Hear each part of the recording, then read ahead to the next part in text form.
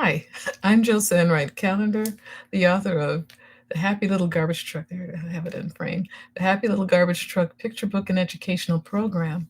Um, this is going to be another short clip it because I've been reading, working on a couple of different projects, and I want to keep my regular time with you to share these educational tidbits that I've come up with in my reading. However, I just started reading to preschools, The Happy Little Garbage Truck. And so that was something that I have been orchestrating this past week. And I'm so thankful that I had that opportunity. And another one's coming up where I talk with teachers in a couple of weeks.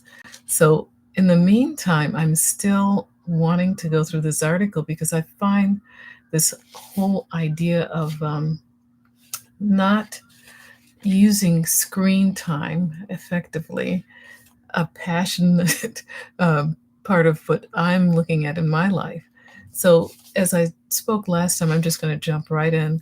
We're talking about how the overuse of screen time can cause different psychological effects on a person's life. And the article was that I had been reading was called "The Silent Epidemic Eating Away at Americans' Minds," and I have the article in my description box where you can log on and take that little URL and check it out yourself. But today, I was just looking at this and reflecting on it, and it was a lot to take in because it's just the math of the whole thing. Okay, so the average amount of hours that the average American spends in front of the screen is about 7 hours. And that was an astounding amount of time. And it's not to say that, somebody's doing Instagram all day long for 7 hours. Our work includes screens. We watch television screens, look at our phone screens.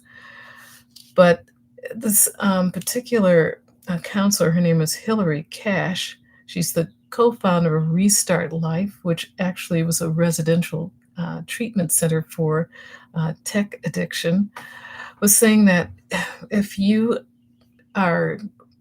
sleep 8 hours, hopefully, a couple of us, and I was talking with a friend who had some difficulty sleeping too these last couple of weeks, and she was telling me, how much time she spends in front of the computer. Let me take these glasses off. It's like I'm seeing multiple screens talking about screens. But she was saying that if we sleep 8 hours a night, given, and then we work 8.5 hours a day, the other 8 hours are for, in interactions, human interactions. But if we are spending 7 hours on screens, that really cuts down the human interaction part quite a bit. We need time to socialize, she said, exercise, eat, shower, manage daily affairs and hobbies.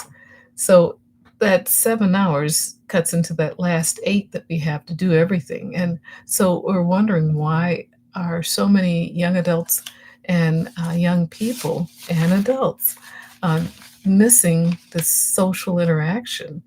And because of missing that, it has caused quite a few problems. And there are 4 main psychological mental disorders that have come up from that, and we'll talk about that next time. But just before going into this next section, this Miss Cash with the treatment center said that she was treating screen and tech addictions before COVID, but at that time, people had life skills that they were able to get jobs, and it was just interfering with their life. But now she said that she's finding that a lot of people that she's treating have not even developed life skills. Today, a lot of her clients lack the skills of cooking, knowing how to cook, how to take care of their personal hygiene, hold a conversation. That was like, and then holding a job. How can you get a job if you can't talk to the recruiter? It's just so many things are impacted by losing out these life skills because the screen time is addictive and it takes a person away from even wanting to have that human interaction with others. So we're going to talk about why this escape mechanism that a lot of young people, and we're sometimes getting our children into that mode, happens, and what does it lead to as far as our mental disorders. So I'll talk with you later. I thank you so much for attending this little quick talk. And please share, please subscribe, and I'll talk with you a bit more about this article next week. Have a great weekend. Bye bye.